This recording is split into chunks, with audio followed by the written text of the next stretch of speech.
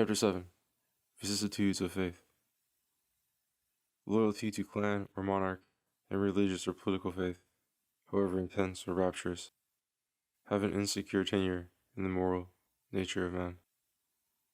The doctrinaire, who for this reason turns upon human nature and calls it sinful or corrupt, may be right metaphysically, but his conviction that he is right should give him no confidence that he can force his particular system upon mankind. He may pile controversial proof, or may organize a dogmatic education like the Catholic Church or the Russian state, and proclaim inexorable laws like the Pentateuch, the Quran, or the Medes and Persians. Indomitable aliens will still surround and resist him.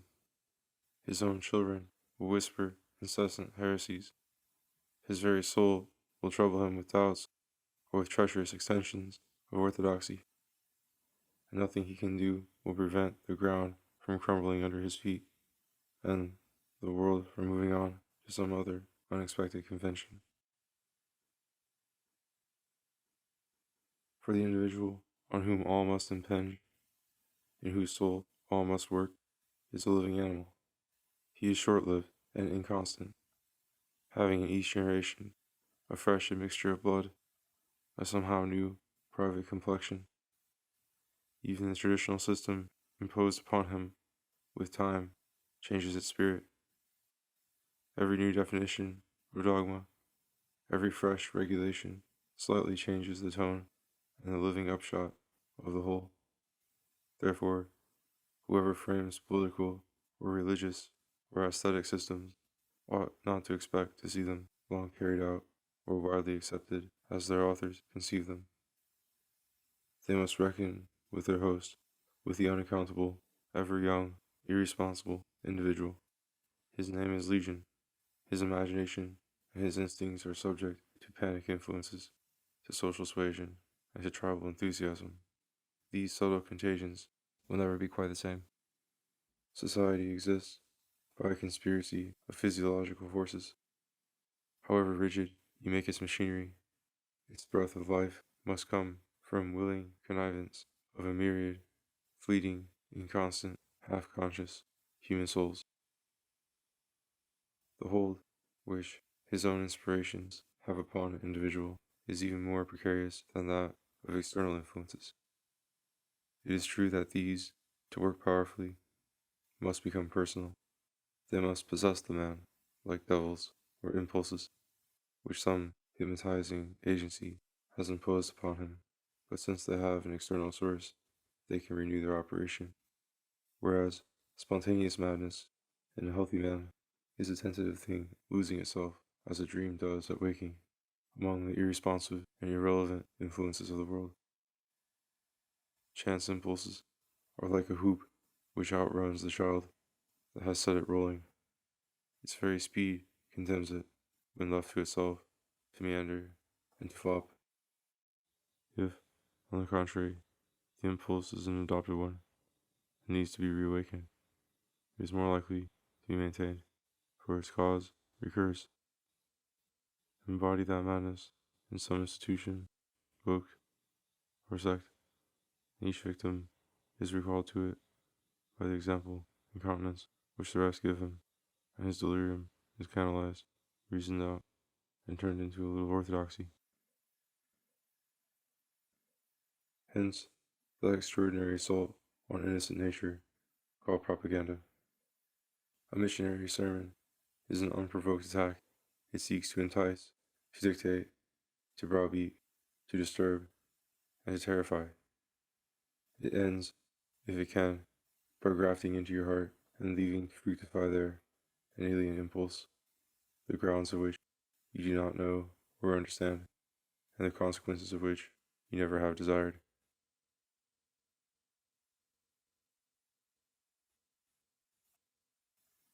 That which preaching tries to do openly, other hypnotic influences do more efficaciously by indirect suggestion. It is admitted that the flame of faith needs to be kept going artificially. It will die down if for a moment you stop blowing the bellows. Leave the natural man to himself, and he would forget or transform your legends, fetch immorality for himself out of his heart and his social experience, and speculate not on the basis of what tales he had heard, but of what facts he had encountered. But then his imagination would drift, his inspirations, in their variety and tenuousness, would rise out of him like improvised music. It would be hard, unless the obsession was constitutional, to think them authoritative. To preserve an illusion, it must be linked to something in the real world, at least to a phrase, if possible to a place, and to a ceremony. Even then, the illusion will flicker, because its relation to waking belief will remain vague.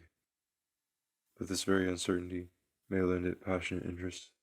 Controversy will rage about it until science or theology defines it dogmatically. Then the alien dominance of it, as if it were a fact, will be overt and confessed. It will seem a crime or an absurdity to call it in question.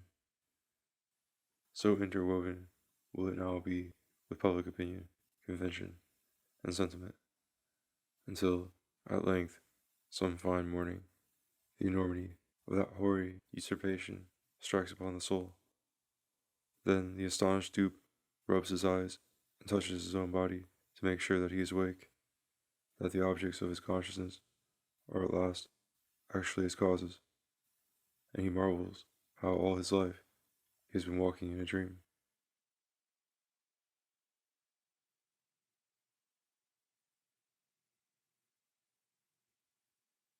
Chapter 8. The Disappearance of Chivalry. In a healthy society, the public instinctively runs to help the police. The criminal is felt to be everybody's enemy. There is an implicit brotherhood amongst peaceful citizens, who, if attacked, may confidently cry, "Help! Help!" or "Stop, thief!" And the moral principle behind this ready cooperation is that no one ought to be a public enemy, that crime ought to be extirpated, and that the police, save for some involuntary error, is always right. It follows that the police cannot be too strong in respect to possible disorderly elements. It ought to be so obviously irresistible and so supported by universal sentiment that disorder should not dare to show its face, and that the very idea and possibility of rebellion to the law should be absent from the public mind. This is the light in which contemporary sentiment sometimes would look upon war. Nations, like good citizens, ought to keep the peace, and armies should be simply police forces at the disposal of an international tribunal. A war would be a criminal outbreak, and the whole world should cry, "Stop, thief," if any nation ventured to run amok. By a curious irony of fate, at the very moment when this view is being advanced, and a pretentious international tribunal, though without real jurisdiction or armed force, have been actually established in the League of Nations, and, when it crumbled, has been reconstructed with even greater elaboration and folly. At this very moment, the laws of war have collapsed, and peoples glare at each other in absolute hate and terror, like crouching beasts in the jungle.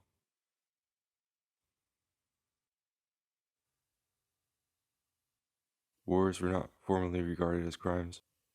They might indeed be begun unjustly or waged cruelly, and this would be criminal precisely because unnecessary and contrary to the true function of war. What was this function? The maintenance of the rights and liberties of some social organism, a state or city or family or even an individual.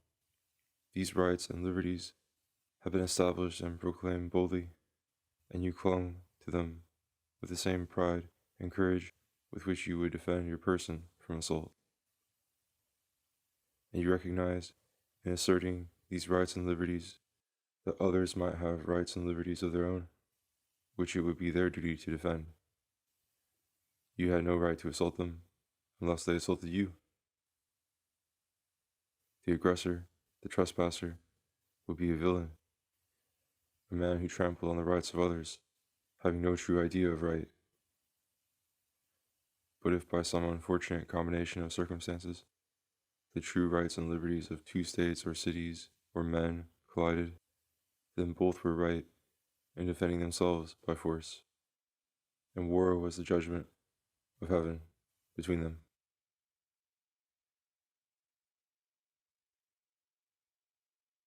In practice, no doubt, neither side in ancient wars was apt to be blameless, and the definition of rights and liberties being made by each party for itself would hardly help being biased and fantastic. Yet, the nominal appeal was always to justice, and the enemy rights and liberties were recognized to be valid, insofar as they were justly maintained. War was therefore an appeal to God to give the palm to justice, to purge each of the combatants of inordinate ambition, and to restore both to their true liberties and rights. This was the spirit of chivalry. A chivalrous war was not incompatible with personal disinterestedness or with Christian charity.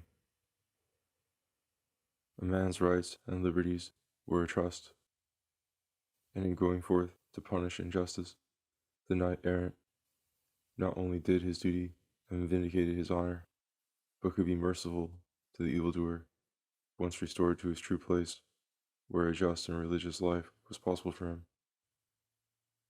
So to vindicate one's rights and liberties was a matter of honor, like defending one's body against a blow. If anyone preferred to let himself be kicked, he was either a saint or a coward. And in both cases, the man of honor was bound to step in, repel the aggressor, protect the saint, and kick the coward again for having deserted the cause of justice. Even to the enemy, if the enemy, too, was a man of honor, consideration was fitting. Chivalrous wars were not wars of extermination or willful ambition, but, at least in theory, and often in the conviction of both parties, wars to maintain the right, and, justice once restored, your enemy could become your friend, not merely because there was now material peace between the two, but because there had always been, at bottom, between them, a certain mutual sympathy and equality in honor. The war had been an incidental duel, fought under accepted rules within Christian limits, announced with eloquent indictments and countercharges, and sanctified by sacramental oaths. And the tilt, if decisive, could establish a new recognized right with new duties mutually accepted. All this chivalrous sentiment could not change the foundations of human nature or of natural necessity, only at best add a touch of imagination and nobleness to men's minds. Wars were not often begun purely for justice's sake, or prosecuted with courtesy. Ambition and love of gain, hot anger and stubbornness played as usual the leading parts, and the name of right often covered insatiable lusts, which included a lust for war and made war perpetual. Indeed, it was a characteristic of chivalry that the gentry should go about armed and always fighting, with no great ultimate settlement in view.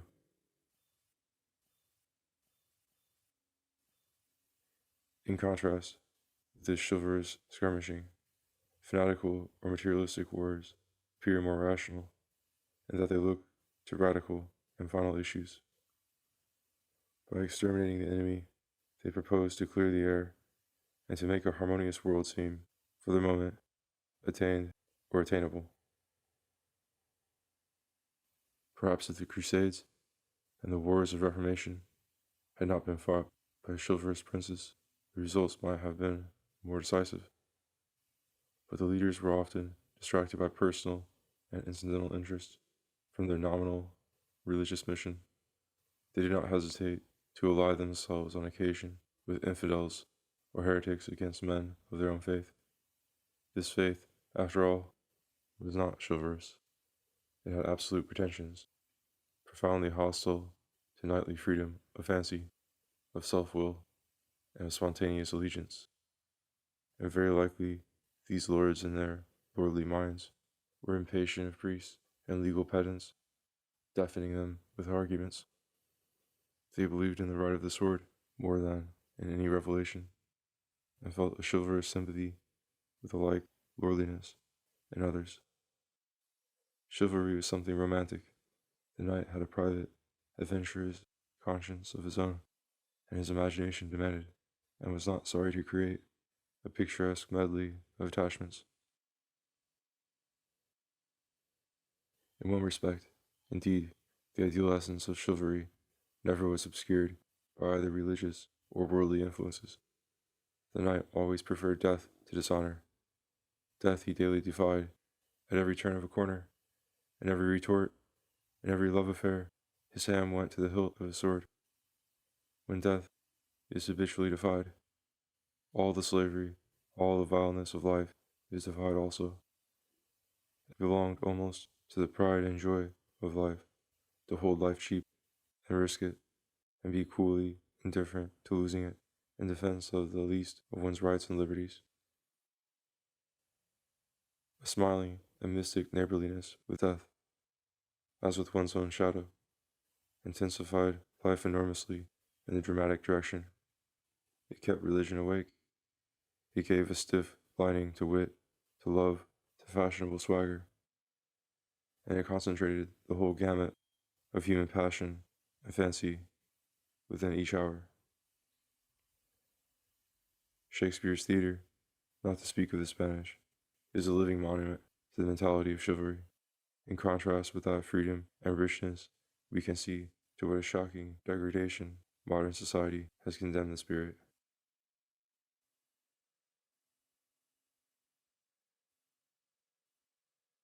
There can be no doubt about it. Chivalry is now thoroughly dead. Our one preoccupation is to be safe. We don't know what we love, or if we do, we don't dare mention it. We are willing to become anything, to be turned into any sort of worm by the will of the majority. We are afraid of starving, of standing alone. Above all, we are afraid of having to fight. And when nevertheless we are forced to fight, we do so without chivalry. We do not talk of justice, but of interest. We have become very numerous. We have established a great many industries. We have encouraged a great many peoples to wish themselves very rich. All this has to be maintained. It has a great momentum, which we cannot resist. And we need our neighbors' land and markets and colonies. At least we need a strip along their borders so as to be able to expand a little and to breathe. For as it is, we are dreadfully crowded and insecure and unhappy. If only more people spoke our language and were governed by our government, we somehow believe we might be less crowded, less insecure, and less unhappy. As if it made any essential difference whether 20 million people read the same newspaper and thought and said the same thing at the same moment. Is there, in this megalomania, a remnant of imitation of religious propaganda? Is it for the salvation of foreigners' souls that we wish to annex and to standardize them? Is it to prevent those who are unlike ourselves from being eternally damned that we long to exterminate them?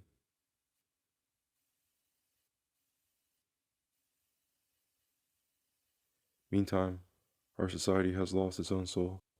The landscape of Christendom is being covered with lava. A great eruption and inundation of brute humanity threatens to overwhelm all the treasures that artful humanity has created. Brute humanity has the power to destroy polite humanity because it retains the material equipment of modern industry, which has recently grown upon man, like fresh hide, horns, and claws. Armed with this prodigious mechanism, any hand at headquarters can spread death and ruin over the earth. But whose shall this hand be? Anybody's. The first man who jumps at the lever, touches the button, and takes possession of the radio. Yes, but this is so easy, so alluring, that more than one man may attempt it at once. Then, the really great war, in the modern sense of greatness, will begin. The whole mechanism, in one hand, will clash with the whole mechanism. On the other hand, will they simply blow each other up and perish together? Or at the last moment, will they agree to pool their machinery and draw lots as to who shall be boss? Or will one of the explosions misfire so that only one party survives and makes an appeal to chance unnecessary? In any case, it will be a war of extermination, establishing an absolute power. There will be no consideration of rights or liberties, no talk of honor, and no nonsensical chivalry.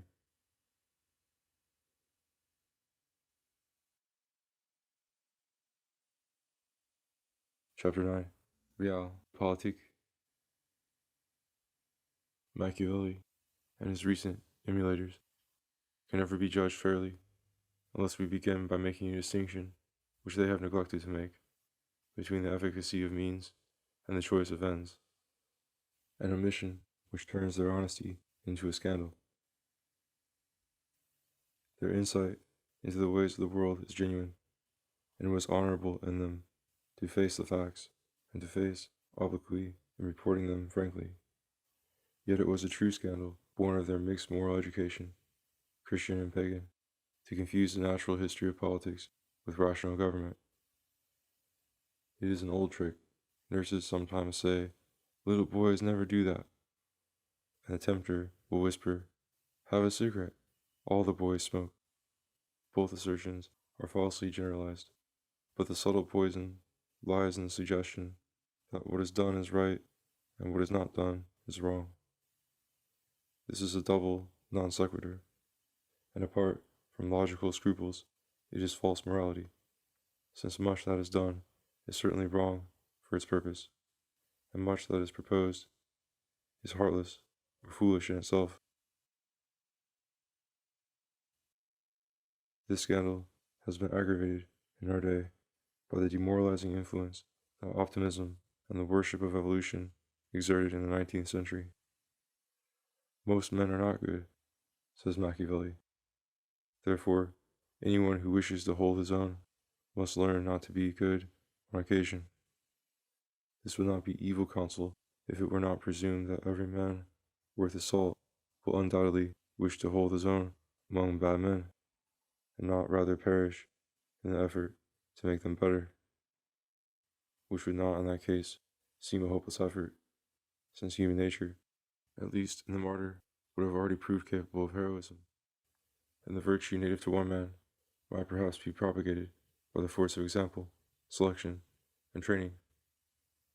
Machiavelli, however, was not thinking of the saints, and like Thrasymachus and Callicles in Plato, he thought it a matter of course, if not a point of honor, that at least a prince should prefer to be occasionally wicked rather than to be worsted or die. And he seemed to assume what Thrasymachus proclaimed loudly, that it is better to be a wicked prince than not to be a prince at all. But that first assumption, which is psychological, is hasty, and the subsequent suggestion, which is moral, is false. Now it is just these hasty or false ideas that the worship of evolution introduces into ethics, for it is then taken for granted that to survive is the mark of excellence, and that the will to live and to dominate is the basis of morals. But the will to live could be the basis of morals only for a brute that had not discovered that he was mortal, and must ultimately fail in that blind effort, an effort which is no doubt the occasion of much bravery and many labors, but also of many crimes. Meantime, the only rational aim he can pursue is to live in the best possible manner while he does live. Survival is something impossible, but it is possible to have lived and died well. In other words, the good to be attained by good conduct need not be perpetual or national, and the function of a civilized government need not be only to preserve itself, that is but the byplay of office, nor even to preserve the state, which though it need not die at an assignable time, is always changing its essence, but rather to redeem human life from vanity and barbarism, even if the agent in this redemption should itself perish. Such an achievement, or even some part or memory of it surviving afterwards, is glory. And when the ancients said that it was noble to pursue fame, we may hope that they meant glory of this sort, and in that case, they attained it.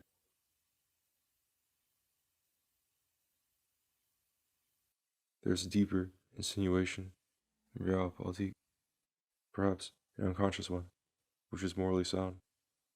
Convention is not the standard of true virtue, and if virtue stands, as it sometimes seems to do, for what is naturally admirable and splendid, though carped at by envy, fanaticism, or timidity, then what we have before us is a genuine moral reform, masquerading as satire, or license, or devilry. Perhaps its promoters have not philosophy enough to perceive that they, and not the Pharisees or the pedants, are the true moralists. But by naturally admirable, we must not understand prevalent in the animal or vegetable kingdom, or producing some good results. Almost anything has some good results at a prodigious expense of cruelty, labor, sorrow, and remorse. By naturally admirable, we must understand what human nature. We are not legislating for other creatures. When the touchstone of experience has fully tested and developed the quality of it, feels and declares to be admirable, the nature in question must be recognized by the moralist as his own nature, not as he is, but as he would be happy in being. And the value he sets on things must be such as he would set upon them with full knowledge both of them and of himself. Lacking this knowledge, his moral feelings may be warm, but they will be misguided. Misguided, very likely, are the reigning notions of morality. And, insofar as this is the case, the satirist or the scoffer, however offensive his tone may be to polite ears, is a prophet of true goodness, and not a reprobate. He is not proposing an occasional crime or a general moral anarchy. On the contrary, it is the conventional moralists that, in the sad name of a mock virtue, are encouraging evil feelings and evil actions. What wickedness, precisely, did Thrasymachus, or Callicles, Machiavelli, or Nietzsche require of their political heroes? Was it what a superstitious rabble calls wickedness, or was it something that these philosophers themselves, in their hearts, felt to be wicked, but which they had the effrontery to welcome nevertheless, because they craved a certain romantic excitement? The latter, I think, almost exclusively. They were out for mischief, not seeing clearly or caring much for what might ensue, but bursting with a desire to smash things generally. They would have ostracized Aristides for being called the just. They loved above all things the consciousness of their own radicalism and the sense of rising on stilts of insolence above the vulgar crowd.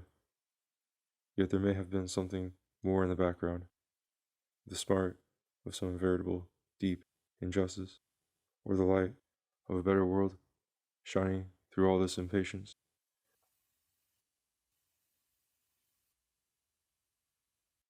That a specious idea should tempt people to wickedness, is that a new thing in morals? Does not any temptation allure under the guise of good? Is there not often something charming about the impossible? Something it is a pity and a sorrow to miss? Can it be that these realpolitiker have forgotten the rudiments of morals, or have never heard of them? Are these supermen nothing but ill-bred little boys? If so, there is little to fear from their momentary domination. They are only sowing their wild oats. They will have destroyed a great many things that had a good side, all of them transitory by nature, and destined, in any case, to perish. If their domination lasts, they will have established a social order on the same old foundations of physical necessities and human accidents, and they will proceed painfully to unravel the rights and wrongs of their new experiment. The fruits of their revolution will presently form a crust of conservatism round their hearts. The oracular Zarathustra, become prime minister, will sit at his desk with goggles, ringing for one secretary after another, and receiving some financier who insidiously offers him a plum. Poor Superman. As things get rather thick about him, he will regret the happy, irresponsible days when, in the legend of a Borgia, he could publicly invite all his rival Supermen to a feast in order to have them poisoned at his table. Or will he remember how, distracted by the heat and nobly fearless, he drank the poisoned wine himself by mistake and perished instead most horribly? Ah, those bold romantic crimes were not really more satisfactory than the entanglements of this official slavery. Both are vanity, and in that case, what follows? It follows that these wild ambitions, though some lovely things may be summoned by them before the mind, are themselves evil, at least in part, that to yield to them, in that respect, is foolish as well as wicked, and that the misguided hero, like a Damocles, or like a poor ghost-seeing and witch-haunting Macbeth, will lose his soul in gaining a sorry world, and his wishes, once attained, will horrify him. These are trite maxims, and elementary, but I am talking of children, two children, a pack of young simpletons, led by some young scoundrel.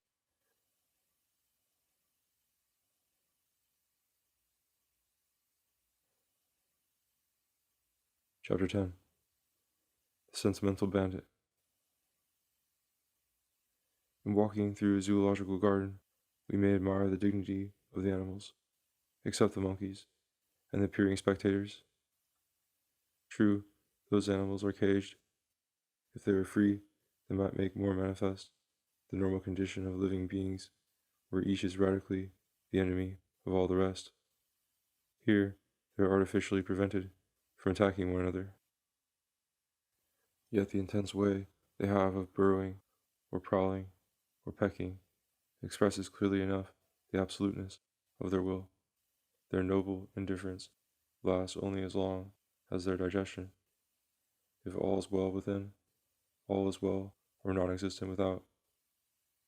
But at the call of hunger, or lust, or fear, the brave war of each atom begins against the universe, and the universe itself is so tolerant and so indifferent that it suffers the brave atom, sometimes, to win.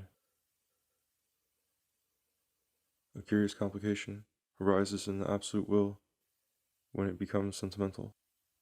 Are the lower animals, the vultures, or the bisons, ever sentimental?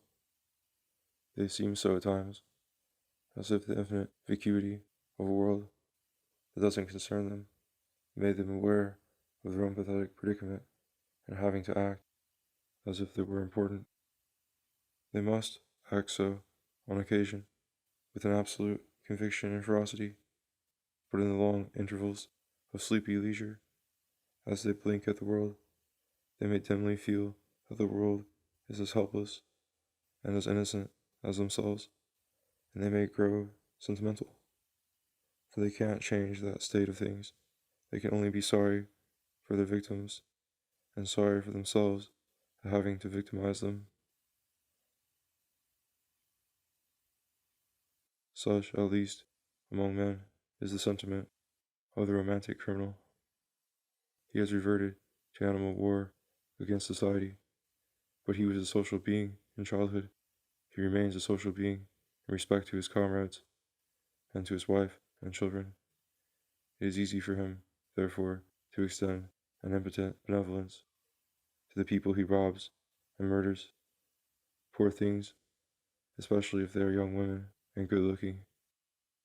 He would much prefer to be nice to them, but his professional duty obliges him to waylay or to gag or perhaps to kill them. It is too bad. His professional duty is far more merciless to him than his heart is to his fellow creatures.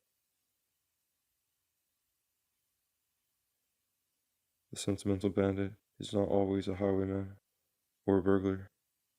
Sometimes he is a monarch, or a general, or the founder of a colony, or of a great business enterprise. Sometimes, too, he is a revolutionary leader, an enthusiastic humanitarian. He is not robbing and murdering for his own benefit.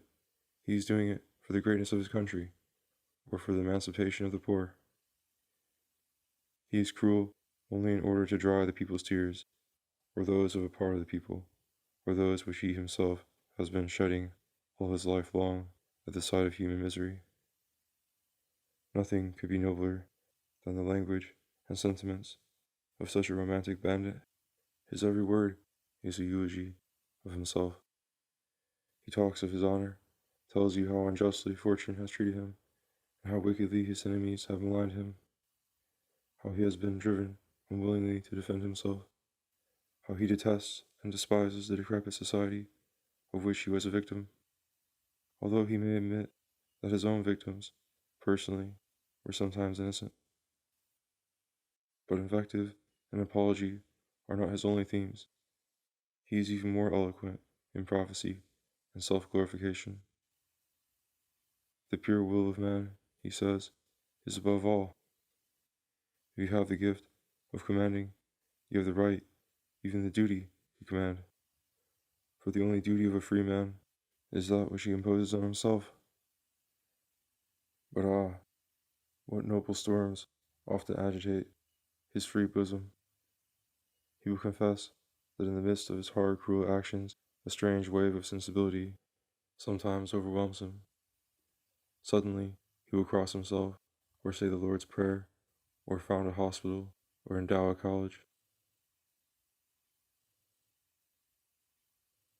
All this, however, will be a passing weakness, unless, like the improbable Don Juan of history, he is sincerely converted and reformed. Absolute will rejects religion as it rejects chivalry. It is on the make. The bandit, however sentimental, is not a gentleman crossing swords in a specific quarrel with a particular person whom he recognizes as an equal, with rights and liberties of his own to defend. The bandit's creed is indefinite. His enemies are simply obstacles to be kicked out of the way. His avowed art is to take them at a disadvantage. You should never, he says, attack the strong. That would be foolish and dangerous. You'd be likely to come off crippled, even if victorious. And when you think what great losses and sufferings such an equal war might impose, the mere idea of it will become repulsive, and you will make a sacrifice for the sake of peace. The wise, the efficient, the ultimately kind policy is to attack the weak. Then the struggle will be brief, the victims few, and the settlement decisive. The sentimental bandit, or the bandit pure and simple, can seem a hero to children or to awestruck peasants. They admire his courage and sympathize with the absolute will let loose in a play world. Yet this benevolence is itself fanciful. At close quarters, and in the long run, the sentimental bandit will impose his own absoluteness and lack of chivalry upon his enemies. The lack of chivalry is even more catching than the example of it.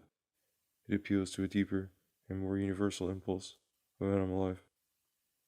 Any absolute assertors of themselves, any other sentimental bandits, will be suppressed by him without mercy, hunted down by police dogs, and thoroughly extirpated like so many rats. Of late, we have seen in art, in war, and in social theory a rehabilitation of savagery.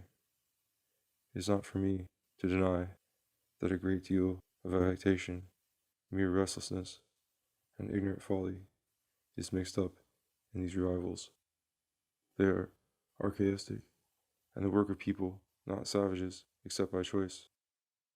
Yet these modish or doctrinary poses have an instructive side.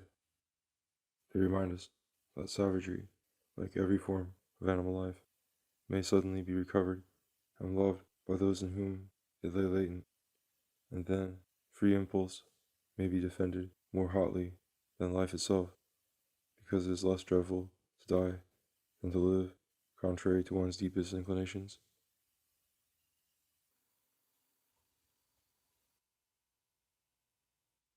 Chapter 11.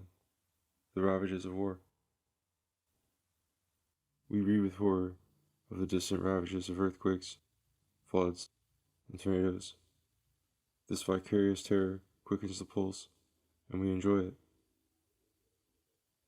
Even the victims of the disaster, in the midst of distracted efforts to rescue themselves and their possessions, sometimes feel a touch of the same exaltation. Pious regard these evils as the work of God, and reverence for God is as often increased as diminished by such visitations. Nor are unbelievers, who perhaps have set their hearts on prosperity as the only good, really in a different case. They may attribute their calamities to natural causes, yet, when the blow falls, their dismay will not be altogether without incidental satisfactions. Is not science gloriously ready to explain these accidents by universal laws? Is not international philanthropy quick to relieve them? Is it not urgent at least to form a committee and discuss the measures that should be first adopted? Human sentiment in these matters must needs be complex, yet it need not be irresolute or self-contradictory. On the one hand, there is an irrepressible sympathy in every sensitive and clear mind for the natural aspirations of all living creatures and for their perfections, each after its kind. On the other hand, there is no less irrepressible insight into natural necessity and the ways of the world. Existence devours itself. Wisdom must expect continual troubles, and in view of them has made ample provision of lightning rods, lifeboats, firemen, surgeons, hospitals, and cemeteries. The optimist will not fail to add that the existence of vice, crime, and lunacy, so blindly regretted by us, adds several prosperous departments to social administration. It is only in the individual conscience that this conventional equilibrium proves at times insecure, or is upset by some shock particularly terrible or unforeseen. Misfortune may then produce disbelief in God, yet the notion of a merciless natural order may some day acquire its right of domicile in the mind, becoming axiomatic and even sublime, and something very like the ancient reverence for the gods will re-establish itself in the heart of the atheist. Natural piety has never attempted to moralize the cosmos, but only to recognize in that non-moral natural order the reservoir of force and the field of action proper for a man and his morality. He is free to incorporate and to turn to moral uses such natural energies as he may learn to control, having in himself, as he has, a spark of that same energy. To the rest he must bow, eluding every fatal contact, and admiring the starry scene from a distance.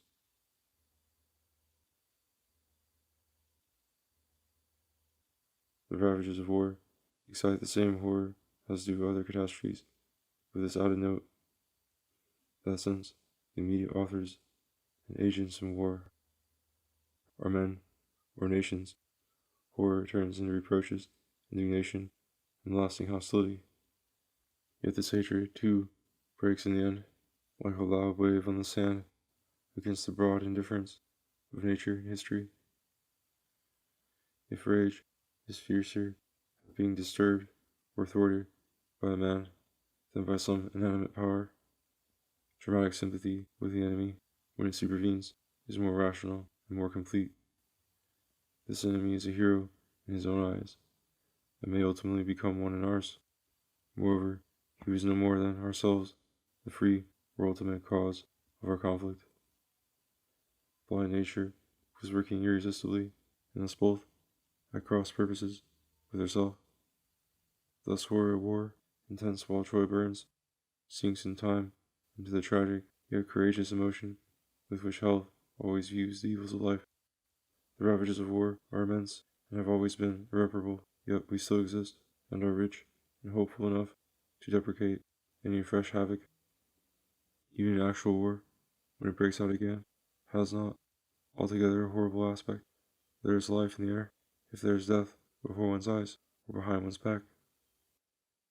And the exalted imagination cannot help vaguely disclosing the impartial panorama of history, in which no evil, however horrible, has not causes and conditions that are partly good, and effects that are partly good also. In almost all horror and invective, there is in fact a suppressed major premise invalidating the conclusion which the hot minor premise, our present passion, would impose. The present evil is truly evil and great. There is no error in that perception. But perception runs easily into idolatry when it attributes dramatic and moral qualities to diffused natural agencies, innocent of any such emotions. We think we are fighting the devil, or some wicked race, or some incarnate injustice, when probably the evils from which we suffer have their roots in the very essence of existence, or in cosmic or biological processes quite beyond human contrivance.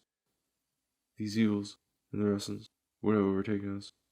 In any case, our real enemy is too large to be seen, being the universe, or too near, being within ourselves, and we heap our wrath and hatred on some poor visible agent of destiny, from whom perhaps comes the insult, but not the injury. This is evidently the case with regard to the most deeply lamented of the ravages of war, namely the loss of life. Death, for the mere animal, is the greatest of evils, yet it is intimately involved in his structure, since his organism is reproductive, not stable, and animal life renews itself in the race, not in the individual.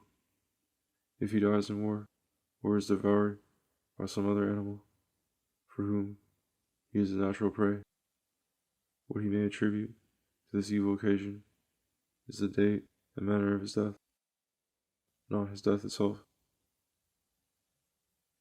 Certainly, the date and manner of death are all important.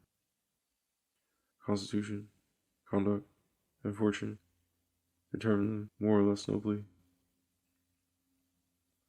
One man dies in youth of his virtues, another in middle life of his vices. Some die of hardship, overwork, or starvation, and some kill themselves for sheer boredom or surfeit. The majority are overtaken on the way by some violent or insidious disease, or by some vulgar accident, and a few linger on and die of old age, finding nothing else to die of. Death in battle, being violent and often premature, calls forth loud lamentations. These war griefs are nobly tragic, in that they rise above the thoughtless feeling that we should live forever, or that death in war is worse than death creeping upon us later and not voluntarily challenged. The opposite is the truth. Death, as it overtakes the unwilling, is ignominious, and it is ignominious even in war for the herded rabble who are not spontaneously or personally soldiers, but poor conscripts with a blank mind. This makes the unmissed pitifulness of many a casualty. So, among the sick and wounded, as with people dying at home, nature tortures herself in the vain struggle to ward off death to the last gasp, prolonging the proof of her congenital wastefulness, and irrationality. And when at last she breaks us and leaves the wreck of us in peace, that mock peace is ghastly, sardonic, and loathsome. Fortunately, this illusion soon obliterates almost all traces of that vain resistance, and the broad currents of nature swallow and absorb it in some new formation, in which death and life are not to be distinguished. Meantime, something important has happened.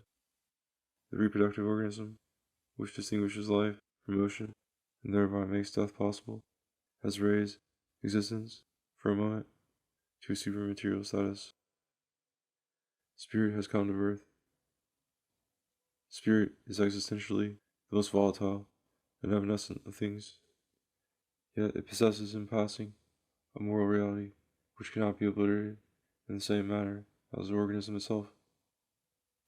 Because spirit is essentially, in each instance, self-centered, and indifferent to whether, from beyond, it be forgotten or remembered. And sometime, under the spell of love, religion, or war, this spirit is kindled into a disinterested passion that fears death so little as almost to court it, being purified in the white heat of a generous self-surrender, and sublimated by the very cruelty of fortune. It is easy, almost pleasant, to give up the world if we know what the world is, and we never die too soon if we have found something eternal to live with.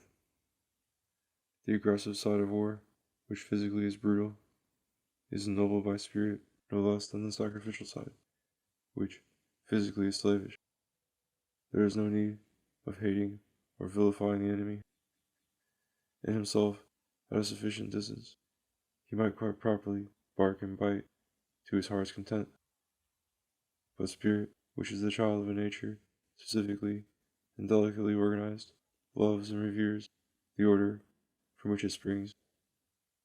It is consecrated to the defense of that order and to its perfection, and nothing can be more glorious for it than to clear the jungle of dragons and giants and to extirpate vileness and treachery at home. War brings many other evils besides the loss of life, some of which, like the destruction of ancient monuments, may be harder to repair than a diminished population. Numbers, where there is room for them, are soon supplied. But war will be disastrous from a humanistic point of view if the new race is of inferior blood, or if, with the race that has succumbed, the aptitude for a higher organization has disappeared. If this has happened, even population will be permanently thinned, since the warlike manner of life requires a large hunting ground and discourages intensive cultivation of land. On the other hand, if only the peasantry be safe, population may increase to the limits of subsistence, as in China and India, without otherwise benefiting by the liberal culture that may exist in higher circles. Wars will be wars of princes, and revolutions in the fine arts or in religion. The masses will continue to plod, while those clouds pass over their heads, and will be decimated only by famine, pestilence, and taxes.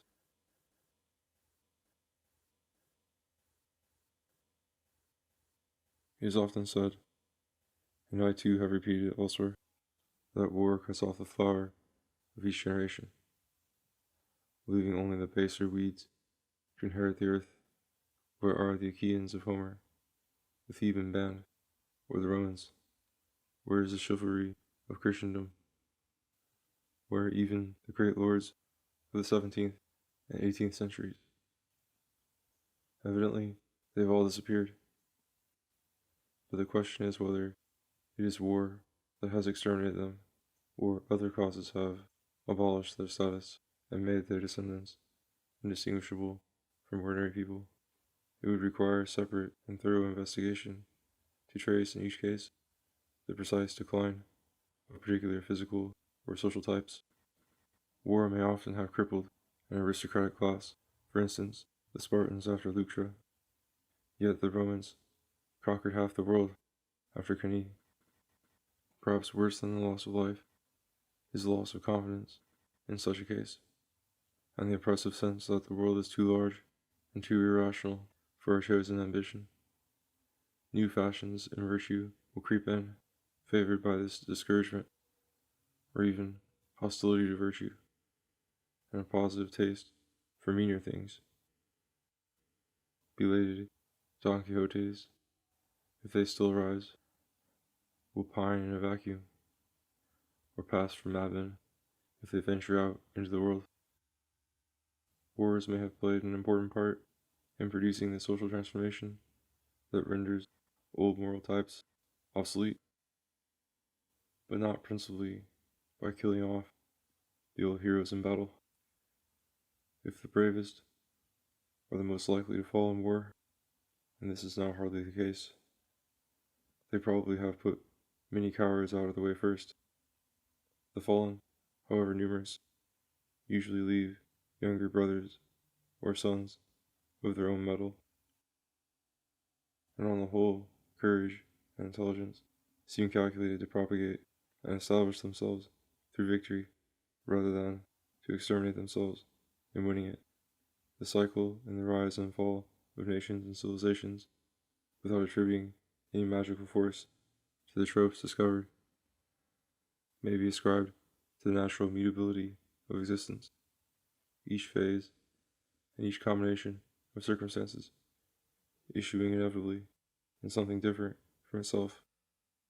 Only where organisms are living bodies, propagating their kind through seed, may we expect cycles of evolution to be roughly repeated. Roughly, because even where seeds are almost exactly similar, circumstances will modify the product. These circumstances changing according to the laws and at a rate irrelevant to that of the organism in question. Slowly, these circumstances will even modify the seed, so that the disappearance of types of men or of society, whether warlike or peaceful, is a matter of course, because the field in which they live changes physically and politically around them, and they too change it, not always favorably to their original type of life, merely by living it. Chapter 12. The Secret of Tyranny. Rhetorically, the word tyranny is a term of abuse, denouncing any systematic oppression or injustice, and in that sense, there is an element of tyranny in almost all dominations, because it is impossible to govern at all without disregarding the aspirations of some people in some directions. It is therefore simply a question of degree whether a government or a constitution, or even a free people, may be styled tyrannical. They will be tyrants if they trample upon many other people in many unnecessary ways. In a legal and historical sense, however, tyranny means absolute government established by revolution and not sanctioned by the previous laws of the state, so that if such a tyranny maintains itself and obtains the sanction of a new set of laws accepted by the public, it ceases to be a tyranny and becomes a normal constitutional government. People, in such a case, having been usurped by coup d'etat, the dislodged party feels the outrage bitterly, and the whole people is more disturbed and more conscious of being governed than in normal times. And for this reason, not at all because usurping governments are more than ordinarily oppressive, the word tyrant, which only means lord, has become opprobrious. Tyranny is a sort of travesty of monarchy. The tyrant is probably a plebeian or a leader of the plebs, yet he talks and acts, and before long, probably lives like a king. A popular wind then blows in high places and opens them to the public mind, if not also the old royal parks to the Sunday crowd as a promenade for the people.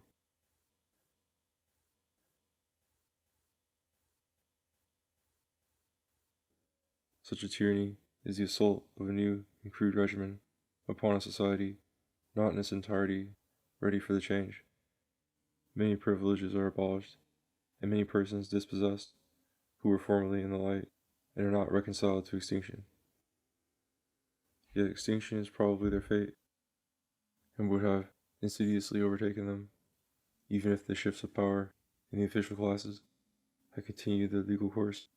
Behind the visible tyrant stands an invisible one, Neptune the earth-shaker, a morose deity much disregarded in the public religion, yet no less powerful than his luminous brother, the eloquent Jove. The secret of this tyranny does not lie in human nature. For that reason, it is a secret. Such transitions and catastrophes are not fruits of political calculation, but are forced upon men by physical fatalities, as if by a change of weather. They dominate the tyrant as much as the slave. They exercise a circumstantial pressure by which everybody is drawn into courses which no one has freely chosen. The art of an intelligent tyrant, like Lenin, is to read the signs of the times, to jump into the breach, assume the god and the nod, and seem to shake the spheres. This appears if we consider the degrees of subjection which men suffer in their various functions. Their subjection to convention is greater in words than in thought, and greater in thought than in action. A Christian, for instance, calls himself a sinner, but he seldom regrets his sins, and hardly ever corrects them. This is because he has been indoctrinated, but not trained, and he remains freer and wilder in his conduct than in his opinions, and more like the blameless Ethiopian, while his opinions in turn are far less Christian than his language.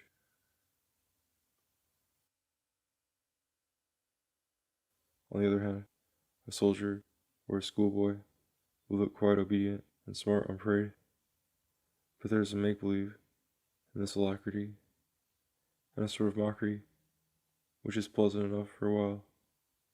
Yet presently the schoolboy will be making faces behind his book, and the soldier cursing his sergeant, his uniform, and his rations. Discipline may reassert itself at crucial moments, when gregarious impulses and sporting courage bear most people onward without much thought, especially as there is commonly no alternative. There is some difficulty in thinking what else to do when one is commanded and evidently expected to obey. The slave grumbles, but works. The child and the conscript are unhappy, but on the whole obedient and willing to do their bit. They might as well. Round the tedium and desolation of daily life, there are walls and closed gates, hard looks and punishments, and beyond, if we can see beyond, is an even more forbidding barrier: isolation and the fog of the unknown.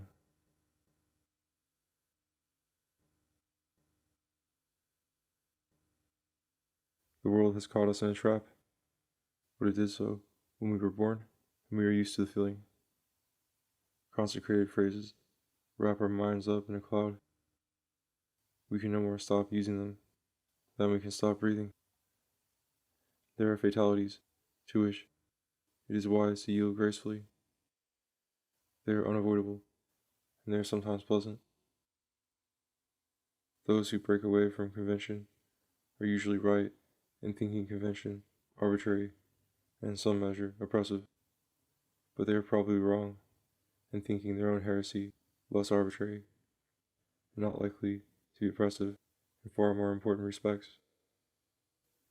Impatience and criticism are necessarily founded on some friction of surfaces, which it is indeed a pity not to remove, if possible. But this regrettable friction does not enlighten the discontented mind about the grounds for those arrangements, or even about the source of its own dislike of them. The mere fact that a social convention exists is an argument in its favor. At least, that convention possesses, or has possessed in the past, some congruity with the circumstances of life, and this cannot be said of any dream, or wish, or utopia. No doubt, the latter two have adequate causes, and subjectively, a utopia, or dream, may even be more profoundly rooted and more important for a penetrating moral philosophy than all the laws of a city or maxims of a church. Yet, even in that most favorable case, the prophetic soul may be wasting its eloquence if the dream is too beautiful, or the utopia out of tune with the movement of the world.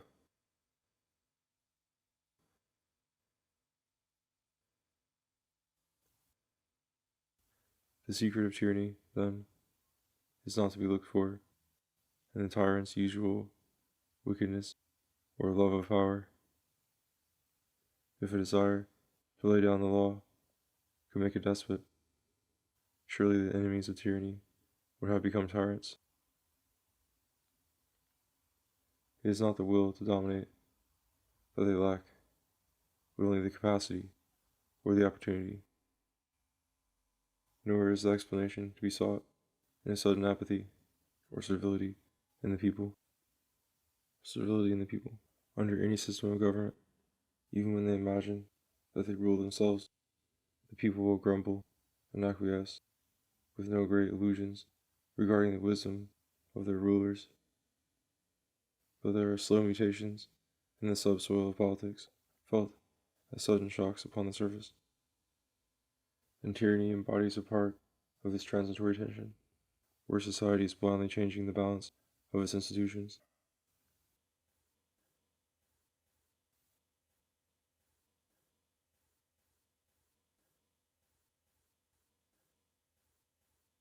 So it was in ancient Greece during the epidemic of tyrannies. The aristocratic age was coming to an end.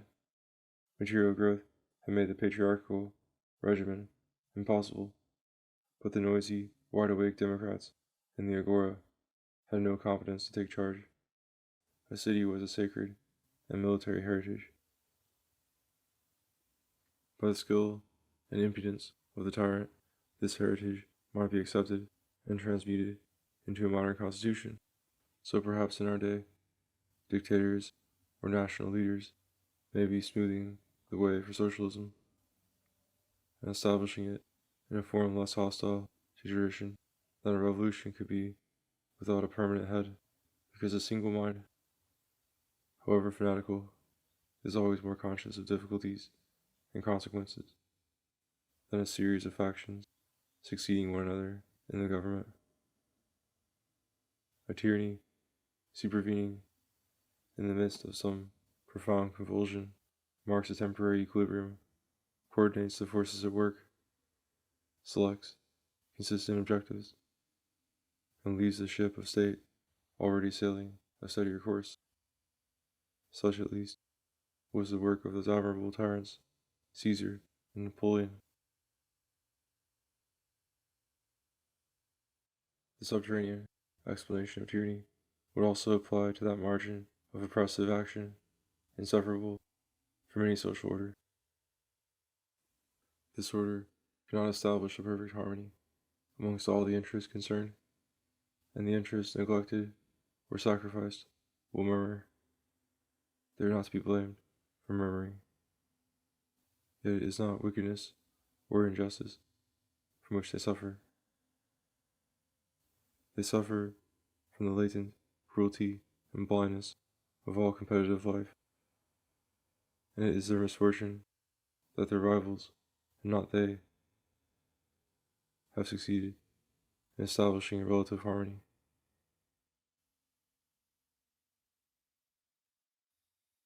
Chapter 13. Revolutionary Liberty. It might seem a strange outrage to destroy the order that the past had evolved and had exquisitely refined, and to allege that ancient institutions impeded the people's liberty. Whence, then, have those institutions arisen, if not from the union of inspiration and inclination with necessity in the life of the people themselves? And after this outrage, it might seem an even stranger tyranny if ever the people were inclined to readopt or to recreate something of the traditional kind. to forbid them that pleasure. But the French Revolution, and the whole movement, still not quite spent, which proceeded from it, was not liberal, except verbally and by accident. The world was to be freed from Christianity and feudalism. It was not to be free to become Christian and feudal again. These were not regarded as normal episodes in human history, as forms of civilization, as legitimate as any others. They were regarded as fiendish inventions foisted by tyrants on human helplessness and ignorance. That incubus removed, all mankind was expected to found a heroic, fearless, unchallengeable republic composed by Catos, Brutuses, and Cincinnatus. This rigid form of liberty being established, no other form of liberty would be permitted.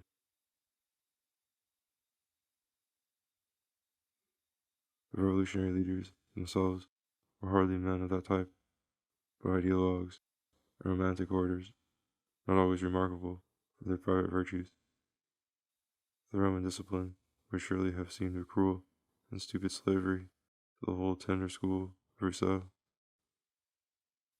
What the revolution was really making for, though hardly expressed with frankness before Nietzsche, was liberty absolute and forever empty, liberty without foundations in nature or history,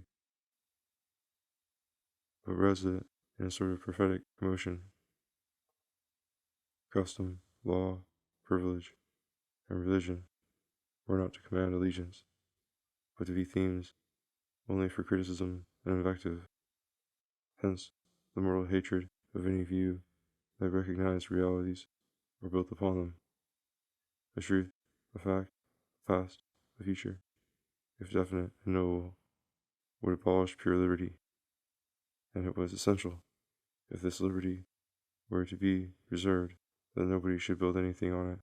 If you settled something or made something, you would have become the slave of your action or your work. The past was the great enemy, the dreadful ghost. You must challenge it, exercise it, call it unreal, and see it wither and vanish at the word.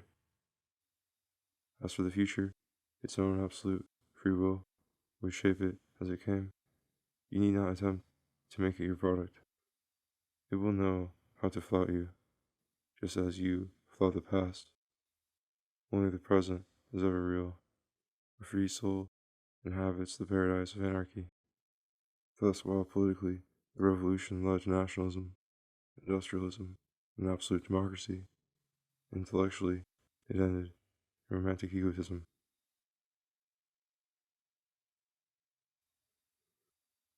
The conflicts which might arise between different men would then be solved by force directly, as they are solved now indirectly by the intervention of the armed law.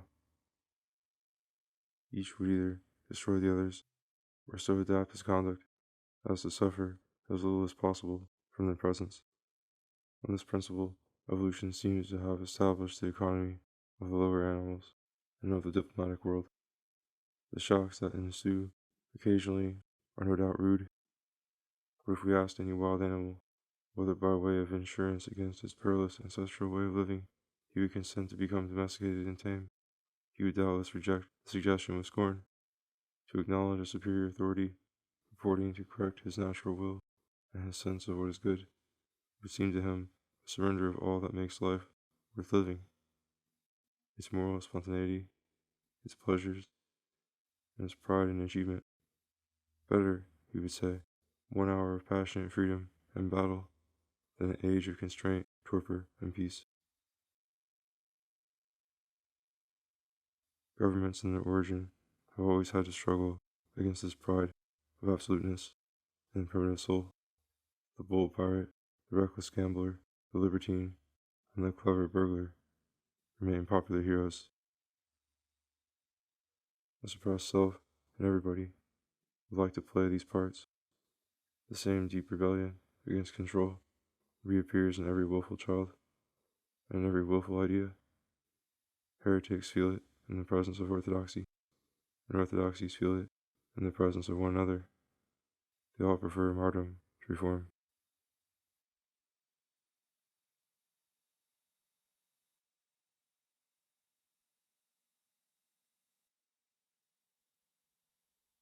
Chapter 14, Alien Domination. Patriarchal monarchy grows up in peace, but it is a splendid instrument of war. Being able to conquer, it does so, and by a curious but easy combination, the father of one race is at the same time the tyrant of another. The two may retain different systems of law, language, and religion, but they have ultimately only one and the same government, that of the king. There is a kingdom within a kingdom, or rather, a nation above a nation. The first ruled by a patriarchal monarch, the second by a foreign despot, these two persons being one and the same.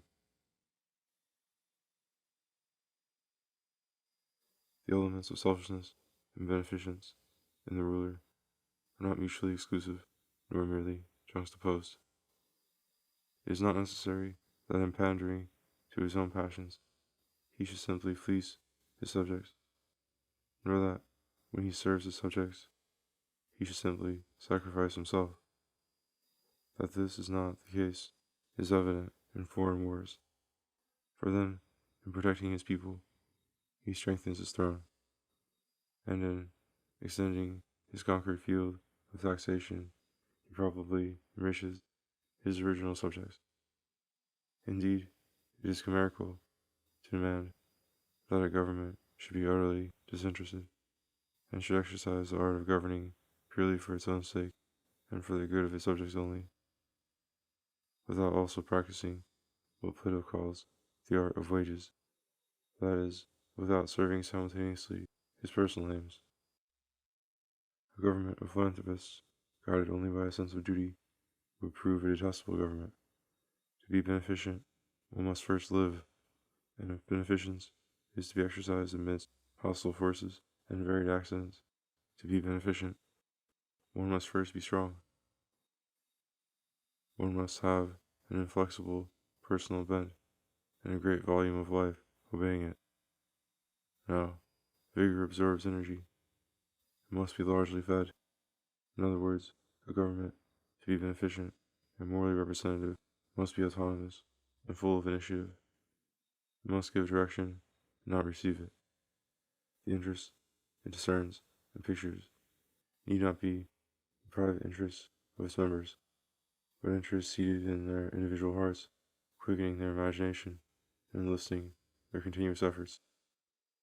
One such interest, in a very kind, public-spirited man, may be the service of other people, even in those matters for which he himself cares nothing. He may play with children merely to amuse them, or give an alms out of pure benevolence. Yet even here, to play well with children, he must first like children and like playing, and to make his alms truly charitable and acceptable, he must give it spontaneously, without second thoughts. The most impersonal and disinterested arts are also arts of self-expression. Alien domination cannot plausibly claim the justification that a paternal government may have for its autocracy, namely, that it understands the true interest and fosters the true vital liberty of its subjects better than they, with little experience or traditional training, can do. Yet there is another element in wise management that a foreign government may perceive, but that a native one, sharing the limitations of its people, might easily ignore, and that is the radical and the ultimate conditions imposed by nature on each race or class, according to its particular virtues and vices. The foreign tyrant may at least save us from some of our favorite follies.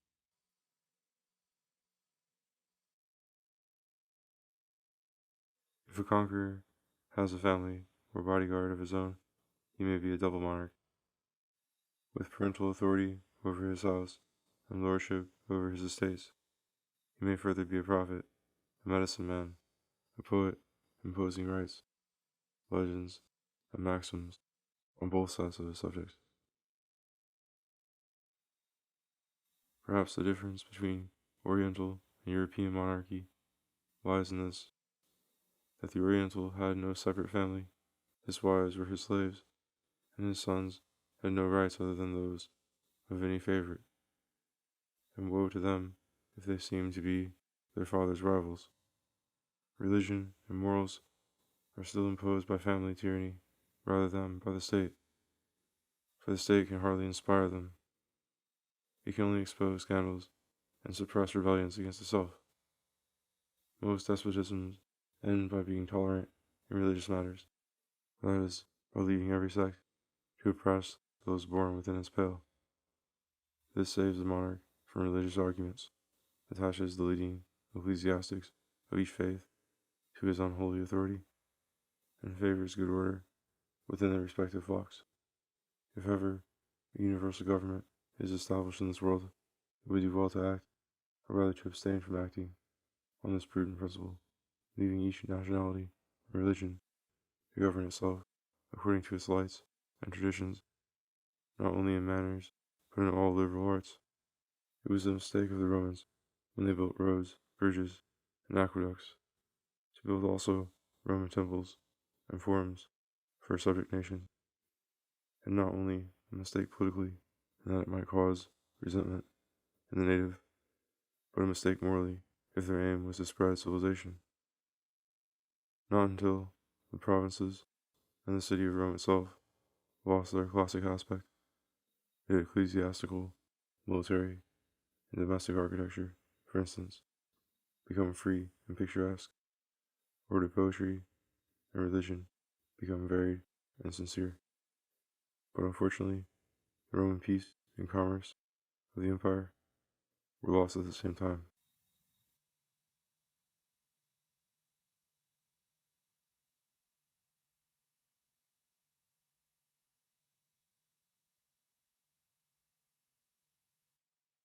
Chapter 15. Dominant Crime. One of the inspirations of man is his conscience, but if you give this inspiration free rein, it may end by persuading you that it is murder to boil an egg. For if you say it is wrong to inflict injury on any creature, or to deprive it of any good, then all life would presently appear wicked and self-contradictory, since it is a choice between incompatible goods and a competition between rival persons.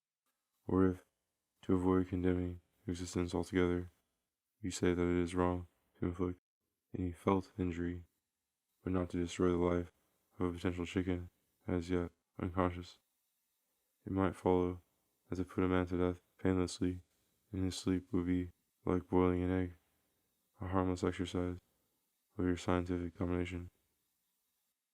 To a sensitive conscience, this lordly prerogative of eating, with the prospect of being eaten by worms and by time, if not by cannibals, is far from harmless.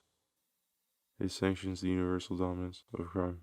The rigid consequence of condemning such mutual destruction has actually been drawn, and the abolition of all competitive existence has been set up as the aim of virtue.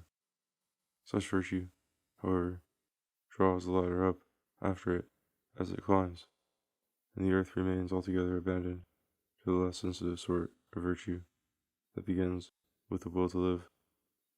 If you love life, you won't complain of a few bruises. You may even court the greatest dangers, and the very precariousness and dubious justification of living will encourage you to push forward, without a piffling calculation of goods and evils, either for yourself or for others. Your will, you might say, is your only rule of virtue. Adventure and labor, glory and death, are like the 4 points of the compass for your creative purpose.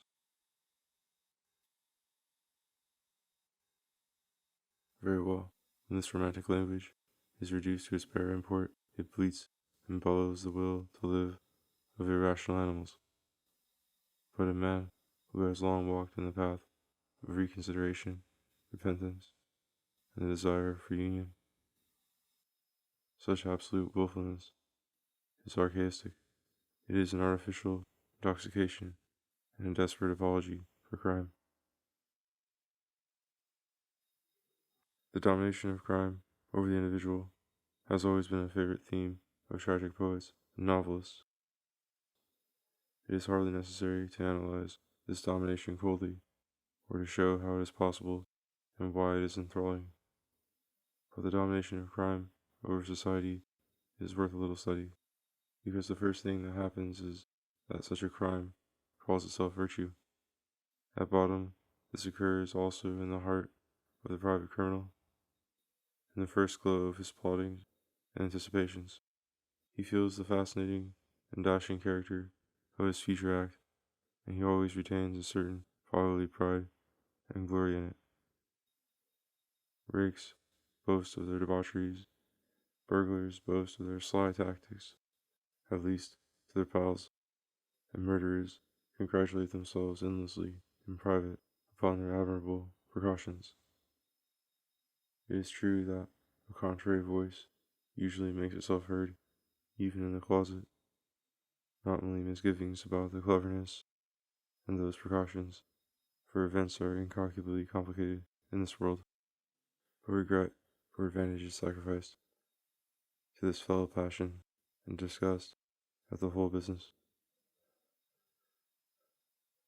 Such qualms torment the individual criminal, because, after all, his ruling passion does not dominate his well-being, and in his inner dialogue he hears voices praising other things and making uncomfortable prophecies. Collective crime soon dispels these conscientious vapors. The commands of the chief, the public spirit of the band, the strict discipline internal to it, relieve the individual of doubts and scruples. He is no longer a bandit, but a hero. Nevertheless, the enterprise remains criminal, because at the circumference it continually clashes not only with the interests of others, which might be disagreeable in war, but with the unavowed motives for the rash enterprise itself.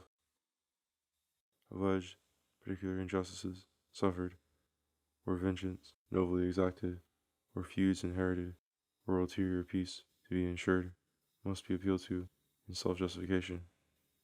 In a word, the authority of the public order is acknowledged, and the crime seeks to shelter and excuse itself within that order as the lesser of two evils. To call a man or a government criminal is accordingly to pay them a relative compliment.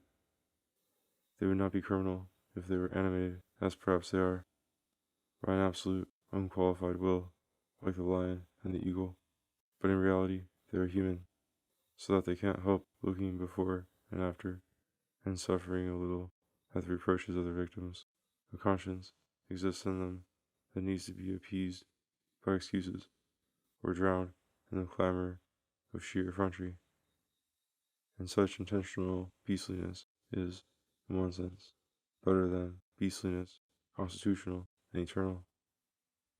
It was in the sense that Socrates proposed his characteristic paradox, that to do wrong on purpose is better than not to be capable of doing right.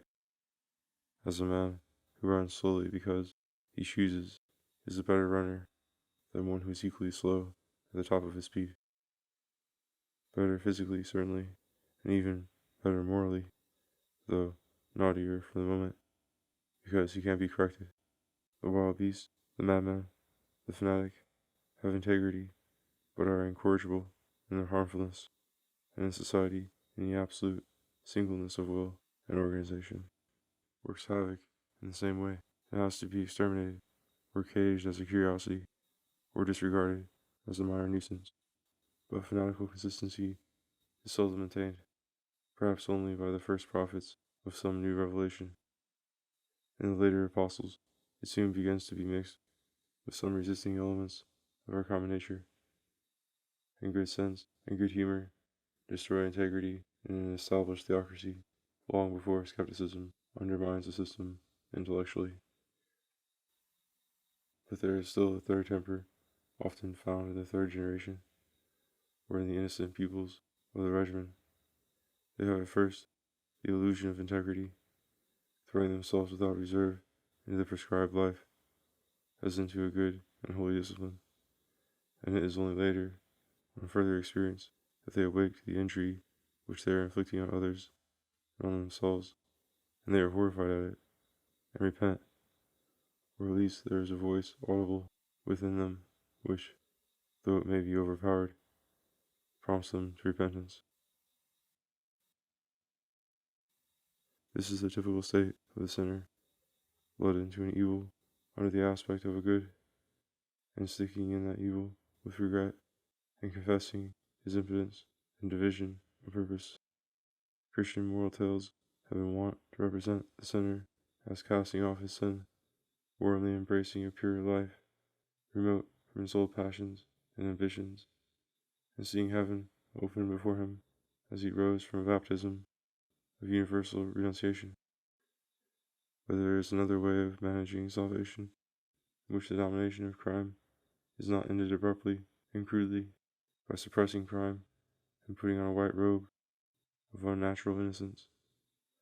On the contrary, the dominance of crime is accepted, enlarged, systematized, until it becomes the dominance of crime no longer, but a sort of rapturous natural destiny above the petty contrasts of morality. In Goethe's Faust, for instance, the ravished Gretchen dies in her misery. We are consoled by learning that she is forgiven and goes to heaven. She has served her turn, and that is the end of the story. But the guilty Faust does not need to be forgiven. He forgives himself. He has only just begun his career, and strengthened by the experience of that first crime, he is ready to start upon fresh and nobler adventures. He will do more deeds, borne up through any incidental mischances by the consciousness of his own noble character, and always equally vain and equally guilty, but always guilty and vain upon a higher plane of activity. Here is dominant crime in excelsis, for the heavens open up before it too, crimson and blue and silver-studded, with the eternal feminine forever leading the way. I am afraid that on earth, however, the denouement may be rather different, with the roles reversed. The ravishing Faust, so lusty in his galvanized youth, and so brave, in spite of the little surviving pedantry, in his knightly trappings, will grow feeble, vicious, and sad, like other sinners, who will revert to his narcotic draughts and his theosophical hocus-pocus, and whether he go to heaven or to hell will soon make no difference to anybody. It will be his victim, innocent humanity, flying her spinning wheel in her village garden, and in time will renew her youth, turn to honest loves, and learn, in the 4 watches of the night, to despise her shabby seducer.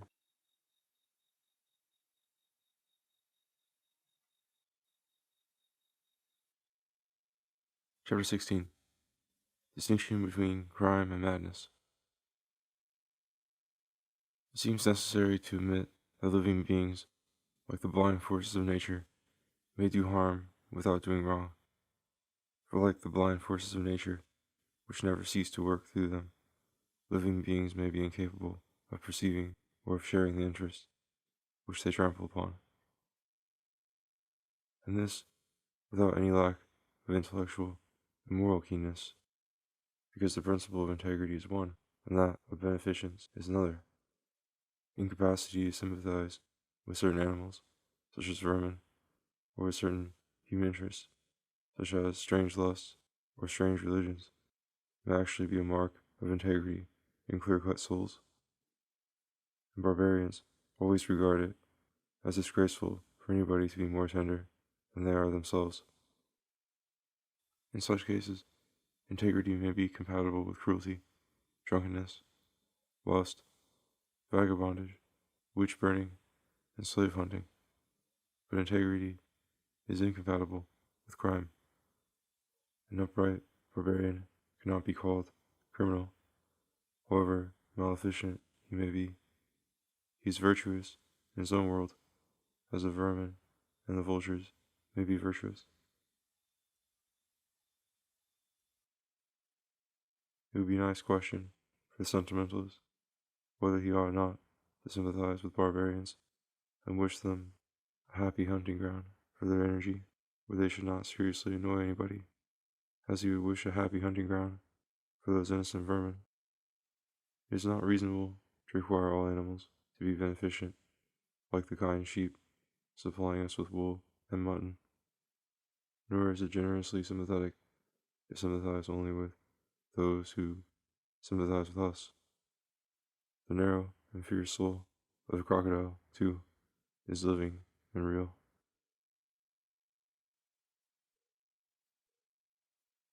Nevertheless, in practice, barbarians are criminal, for they do not commonly attain integrity, although it may be a part of their voluntary obfuscation to proclaim that they do. Just as often, religious madmen, at least when the madness is acquired by precept and sustained by propaganda, are only mad, north, northwest, and have to train themselves to make believe consistently, their chief madness being the love of going mad. So in the most systematic and sanctified ruthlessness, there is something histrionic. Only a part of the soul adheres to that fanatical system, and it has a hard fight against obvious facts and against contrary instincts. But as the parts of villains in plays are often the most interesting and display the greatest skill and concentration, because the way of the transgressor is exciting as well as hard, so it is in playing the villain in real life. You have to dominate yourself and keep all your wits about you, lest you lapse from your self-imposed and exacting character. For this reason, when people undertake the defense of systematic crime, they cannot do it consistently. They have not the courage of their principles. Some Greek sophists, in their effrontery, some prophets in their zeal, Machiavelli, in his cool acceptance of human wickedness, Nietzsche, in his ecstatic egotism, may have tried to walk this ethical tightrope. They have done it with varying art, with an expression of countenance different in each case, but always forced. They are acting out a self-contradiction, defending crime when crime is actually condemning itself, because to be criminal is to plan an injury when you feel it to be wrong.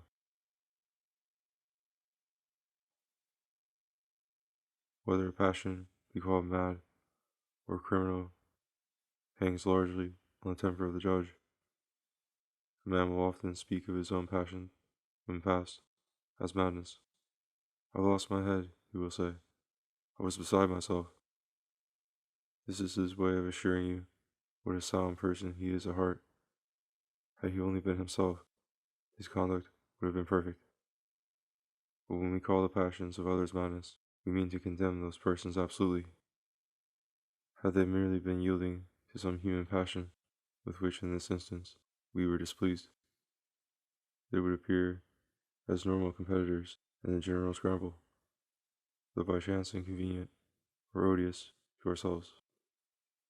But by calling those passions mad, we imply that they work havoc on their possessors. We ourselves are judging impartially. We are pitying our enemies. We will gladly become their friends, but unfortunately they are mad, and what can one do with mad people? Father, forgive them, we say, like the coroner over a suicide. They are temporarily of unsound mind.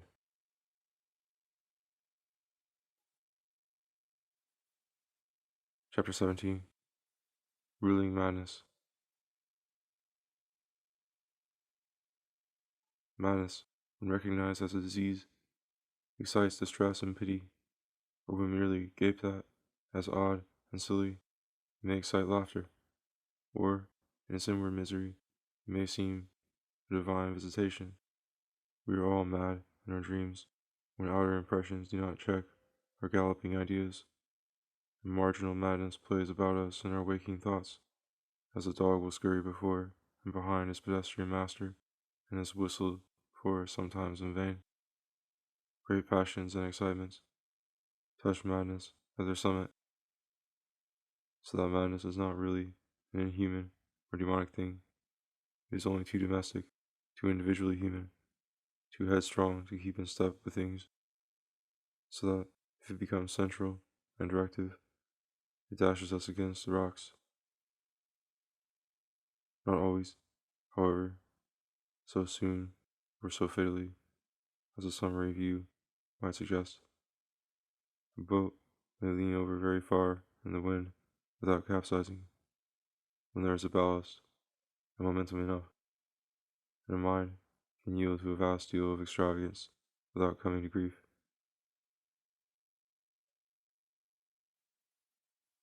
Certainly, madness involves some waste of energy.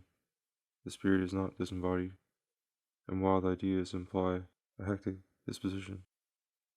But this waste may be inconsiderable, as in dreams, or compensated for by some indirect advantage, as in many taboos and panics.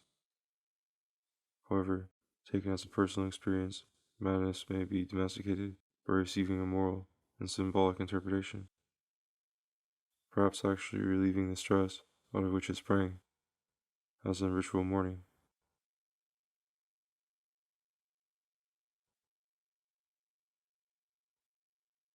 Ceremonial is a sort of mad echo of rational conduct, but measured and sober in its own field.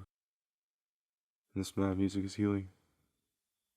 The great waves of delusion that sometimes sweep over the world come from a momentary attachment of active impulses, not mad in themselves, but restive and ignorant, to some fantastic prophecy that a land flowing with milk and honey has been divinely promised, that the end of the world is at hand, that a plague comes from neglect of ritual observances, that ghosts are abroad, or that miracles are being worked around the corner.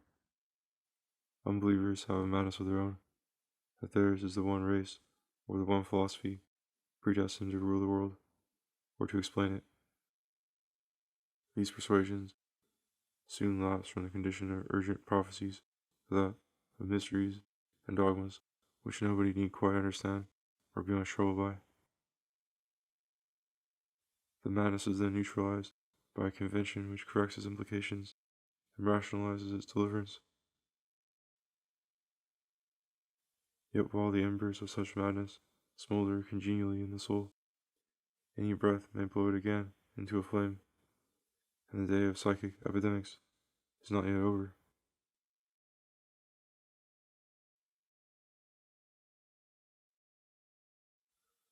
A most beautiful illustration of dominant yet domesticated madness may be found in the Greek oracles. In the first place, they gave out no permanent code of precepts or legislation, and they issued summonses to no wars or revolutions. They spoke only when questioned, and perhaps paid, like modern mediums. People seldom appealed to them, except in extremities, when reason was silent, and a man or a city could only have appealed to some casual omen or drawn lots. The embassy to the oracle gave pause and ceremony to the deliberation. The response came in an ambiguous verse, in which the mutterings of the prophetess were already somewhat humanized, and the questioner still had to decide for himself what to do, with a curious feeling that divine accomplices were half prompting, half baffling his action, in any case, making the issue their own. In this way, a truly religious sentiment was, or might be, produced. Faith, humility, courage, conformity. Yet the aboriginal madness of the oracle was of the frankest, and the most intelligent and temperate of nations submitted in the most crucial matters to the inspiration of idiots. This might seem a horrible fate, yet, if the wisest man of Greece, Socrates, had been asked to pronounce on the same political or military alternatives, would his advice have been better than that of the Pythoness and her Tripos? I am afraid that the decisions of oracles or philosophers, at best, divert the course of very slender streams, and that a different gas in the cave at Delphi would have not given Greek history a very different twist. Socrates resisted the 30 tyrants with heroic courage, but his example, like that of Phocion, was powerless to arrest the general decay. What brought on the catastrophe was not any incidental error or madness. It was a vast silent change in the constellation of forces in the geographic world, producing a transformation of custom and character in all Hellas. There had been something to defend against Persia, but what was there to defend against Rome? Independence is not an important good, and cosmopolits ask for it. And an administrative machine, even if jealously local, will not produce anything but taxpayers. Civilizations grow old and succumb to disease like individuals. They become memories and cannot breed after their kind, except in the rarefied air of ideas. And races, when they survive, so modify their manners, mix their blood, that it seems irony to call them after the name of their ancestors.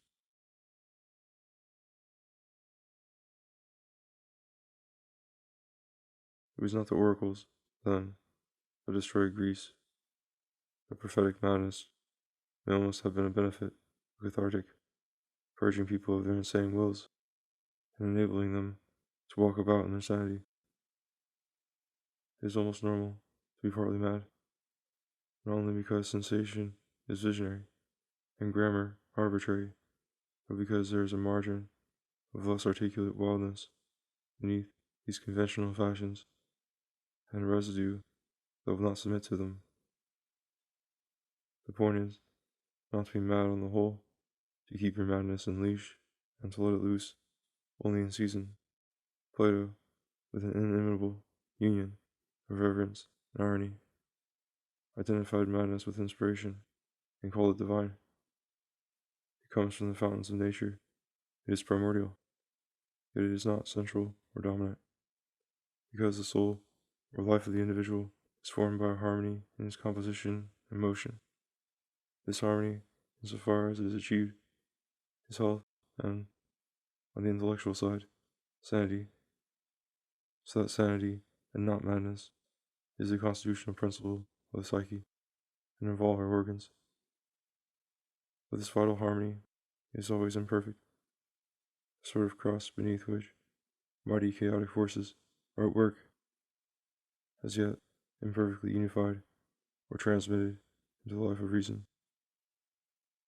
Each of these parts is breeding an inchoate spirit with an incipient rationality of its own. Each slumbers or flares up with its special imagery and method, and it is from one or another of these subterranean souls that dreams and inspirations break in upon the rational man.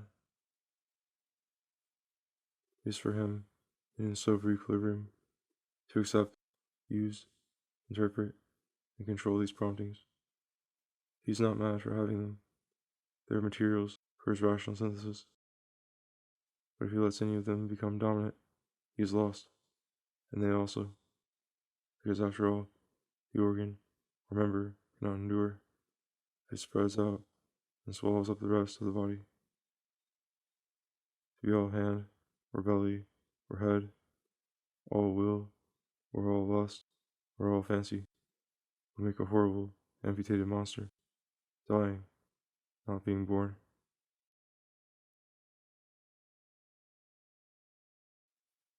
Madness is fatal, then, if it reigns, but it may be neutralized, and the energies beneath it may be turned to good uses if it is tamed and governed. After all, to exist, and to wish to exist, is itself a sort of madness. Yet life and passion are the basis of reason. You must live, if you are to live well. You must assume some shape among shapes, become a phantom among phantoms, if you are to be beautiful. In morals and politics, the soundness must be begged from physical realities, else morals and politics will become mad in the fanatical sense, tragically, hideously, cruelly mad.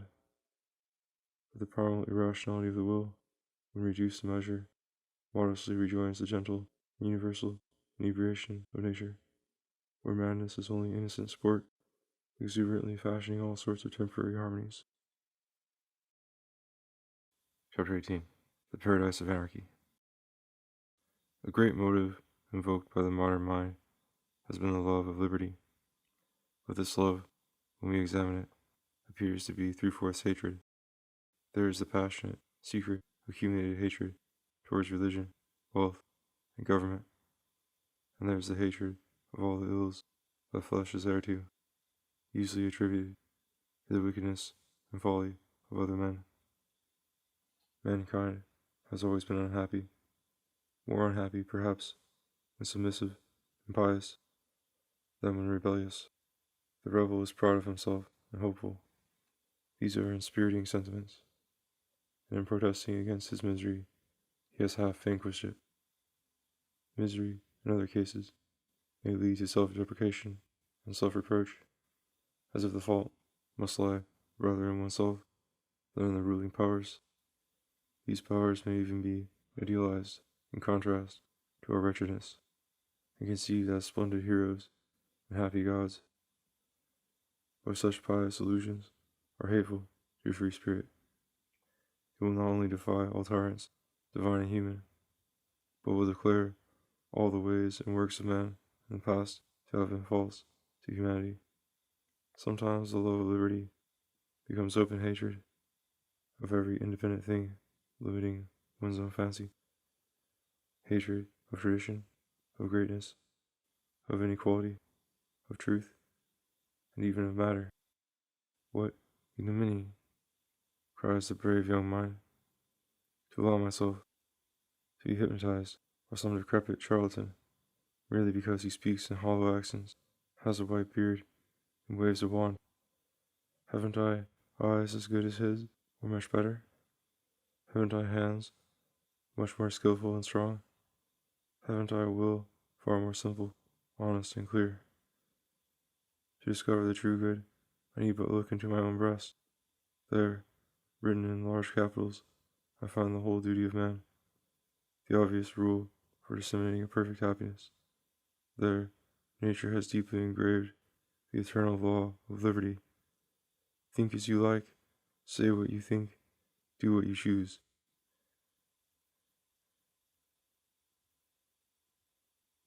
There is a possible difficulty here, which I will mention in passing, that if in the free mind there were nothing but this law of freedom, the law would remain inapplicable, because that empty mind would never know what to like or what to think. This happens sometimes to young children. If they are awake and not crying for food, they begin to cry out of sheer boredom. The rattle or ball must be fetched at once to attract their attention and suggest an employment for their blank liberty. Theoretically, this difficulty is fatal to libertarianism. There must be given motives, given organs, given objects, before liberty can exist or can begin to move.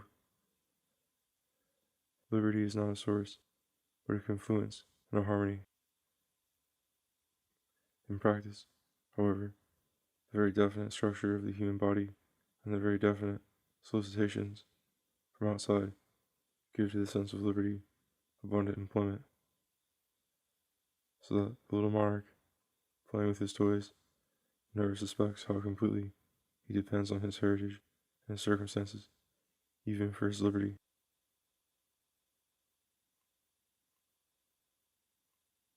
I turn, however, to another consideration, politically more pressing. Suppose liberty has found a field in which to operate and has chosen something to do. If contrary forces now appeared in that field, preventing the desired action or destroying the free agent, evidently liberty would be gone. In order to be truly and happily free, you must be safe. Liberty requires peace. War would impose the most terrible slavery, and you would never be free if you were always compelled to fight for your freedom. This circumstance is ominous. By it, the whole sky of liberty is at once clouded over. We are drawn away violently from irresponsible play to a painful study of facts, and to the endless labor of coping with probable enemies. Yet that is not the worst of it. If liberty demands peace, peace does not merely demand that other people should not meddle with us. it demands equally that we should not meddle with them. It would really be as much a breach of the peace, but not so painful, if we broke their heads as if they broke ours. Besides, it would establish a dangerous precedent, and next time our own heads might be broken. But if we are not free to break any head, or any heart, or any bounds, what sort of liberty remains to us?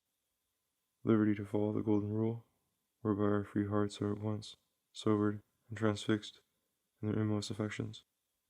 What a surprise, when we have proclaimed our complete freedom, to find ourselves condemned by it to eternal vigilance and to the most drastic discipline and reversal of our natural will.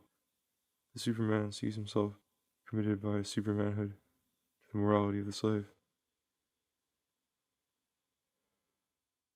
But perhaps all this is a mistake, and I have done injustice to the heroism of free spirit in supposing it anxious for peace, or security, or length of life.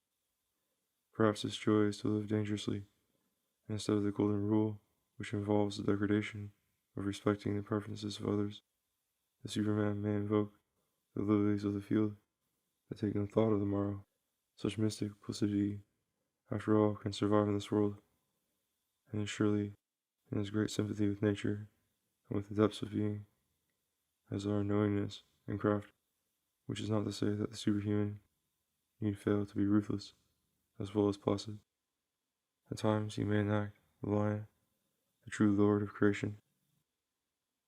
Nor is this impulse to live in the magic present merely lazy or merely immoral. It expresses, perhaps out of season, the ultimate relation of spirit to the miscellany of existence. Spirit is essentially the timeless witness of it all, untouched and incredulous, yet for that very reason unavarious and fearless. Here is a first glimpse of a paradise of anarchy, in which peace should reign not as in Eden, by dint of organization and harmony, but by the perfect installation of each life and its utter irrelevance to all others. This is an idea that might perhaps be realized in the interstellar spaces, if free spirits there could forego that love of preaching which characterizes them on earth. They would probably abandon it, or else it would abandon them, because what bends the spirit to the choice of specific themes and affections is simply its roots in the earth, its dependence on the vicissitudes of material life. Could you cut off this attachment materially, you would have dissolved it morally, not being rooted any longer in an earthly person or station or passion. Spirit might have ceased to be social or competitive. It might have ceased to be preoccupied even with the defense or propagation of its own life. It would think anarchically, without so much as the notion of a truth to which it might conform. It would pursue the Gaia Scienza, which is not knowledge of anything but pure composition, yet it would have become too free to think. It would only sing.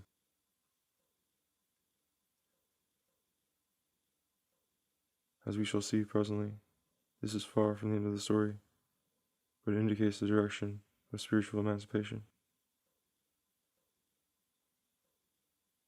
The notion of pure spirit abstracts from human nature, and does so legitimately, because there is no reason to suppose that spirit is peculiar to man. Biological analogy would suggest that any creature moving organically, with obvious reference to the past or the future or to distant objects, is in that measure the home of spirit. In such a case, action and adjustment are virtually self-transcendent.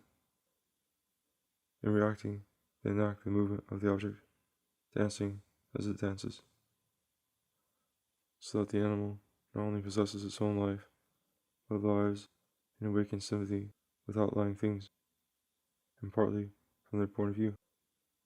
Raise this behavior to the level of feeling, and you will have synthetic consciousness, or spirit, to which some part of the world is revealed, so to speak, on a map, impartially, as in fact the parts are distributed in the plane of causation, the center of action and speculation. It is the same center, will remain individual and personal. The action will continue to obey an organic impulse, but by the sensibility of the organism, the world will have been surveyed, and the organism itself will figure in that survey as an incident in the world explored. Now, one of the patches on the map will be labeled myself. The virtual self-transcendence of intelligent action will have become actual in a thought essentially directed upon all time and all existence.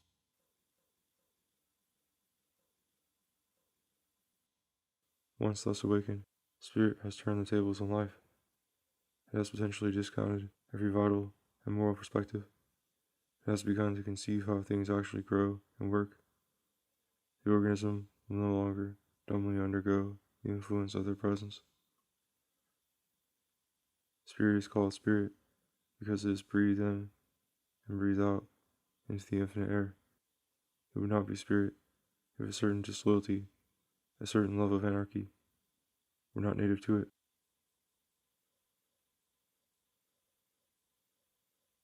The essential impartiality of spirit is normally exercised within narrow limits. Language, manners, and practical good sense correct severely the childish spirituality that runs too far afield in this world or finds too much fault with it. Yet, the insidious principle of emancipation is at work even in those social conventions, insofar as they are at all understood or focused in reflection.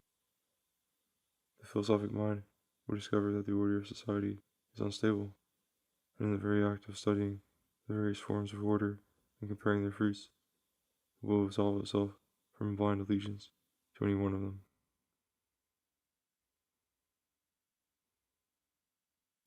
Not that pure spirit would tend anywhere to relax the existing order, to which spirit, in special instance, owes its existence. The disruptive force in society is not that of understanding, but that of some political passion contrary to the prevalent one. Spirit is already free enough both from the unreformed and from the reformers, when it has understood various forms of order and the natural diversity and contrary perfections. Yet, this inalienable liberty with which the possession of spirit endows the individual inverts the order of genesis in human life. The individual criticizes society, but society has produced the individual. This contrariety, for it is not a contradiction, causes infinite trouble. Society, or those conventional domineering persons who speak in its name, thinks the individual exists only to serve it. But what a monstrous thing to sacrifice all the living parts in order that the nominal, mechanical whole may continue its blind career. We know that the firstborn was once sacrificed superstitiously in hope that the family might prosper. So the individual and its free powers are still perpetually sacrificed in order that the world may keep up any melancholy routine which it has once adopted. And as one day the voice of reason held back Abraham's hand when he was about to obey the voice of society, so at any time the spirit, morally autonomous, though physically dependent, may reject the domination of those social passions which, after all, are only imposed upon it and occasional.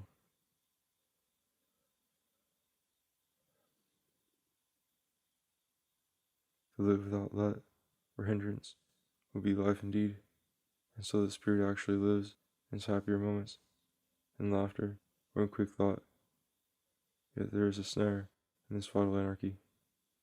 It is like the liberty to sign checks without possessing a bank account. You may write them for any amount, but it is only when a precise deposit limits your liberty that you may write them to any purpose. So the spirit, before it can be vital or free, must exist. There must be oil in the lamp. There must be substance and organs and circumstances to call the spirit forth, to lend it fire, to give it direction, to offer it entertainment. At the level of complexity at which thought and laughter are possible, to exist means to be distinctly organized, localized, contrasted with other things and conditioned by them. It means to have a mock freedom only, freedom to exert oneself spontaneously in one way, but no freedom to exert oneself otherwise, or not at all, or under different circumstances, or with another result. In order to live without control, and absolutely ungoverned, as the spirit thinks it lives, it must be controlled by an organism that governs itself. In other words, it cannot be anarchical. It must be inwardly, precisely, and irretrievably governed.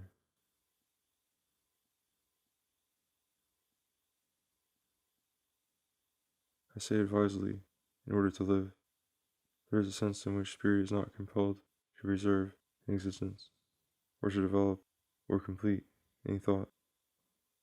It may flash and disappear, to be kindled elsewhere, in some other organism, or in different circumstances. It may still be spirit in quality, and in that sense a resurrection of itself. And if it could remember these wild vicissitudes, though this would hardly be possible, it might conceive them as collapses and free growths of its own being. Yet in those scattered instances, spirit would be only being born, suffering, and dying. It would not be living. It would not be preserving, or defending, or developing any kind of labor or affection. Its own anarchy would kill it, because life is an excuse for self-government. No blunder could therefore be more radical than that of destroying the ruling powers in order to enjoy life. The rebellion of Lucifer was essentially a suicide. Reducing himself to free spirit, he reduced himself to nothing. Real powers are always definite, or they would not have definite results. Even the passive capacity to arise and suffer and be extinguished, which I was just now attributing to pure spirit, depends on the prior, precise organization of animal life. Spirit comes when the occasion has summoned it, and the very pride and joy of spirit in supposed anarchy are borrowed from its organ. Passions, fatigue, cares, annoy. Much thinking entangles us in vain suppositions. Therefore it is a relief to dismiss all responsibility and float, or bask, or sing. Dissolution itself may be pleasant if there was a painful tightness before, and one organ, in ceasing to function, may allow, for a moment, freer play to another organ. Hence the illusion that liberation in itself is a good, and that complete freedom will be paradise. It is true that we live by metabolism, by subduing old substances to new forms, and the inherited psyche within us suffers variation and cyclical decay. This is only another way of saying that continual dying is a condition of physical life. Only spiritual life can be wholly vital, but for that very reason, actual spirit is altogether volatile and evanescent and dependent for its existence on an endless labor of birth and death in the material sphere. The paradise of anarchy is accordingly but a momentary, sporadic enjoyment of an underlying paradise of order. For every unit in nature, and notably every psyche, maintains its order and expands its influence as far as circumstances permit. But when the surroundings prove too unfavorable, that nucleus will contract and bide its time until it is wholly destroyed, while the well-knit and proud psyche, in such a case, may desperately entrench itself in its own apparent sufficiency, and may boast that it will live better, or at least die happier, feeling only its own heart.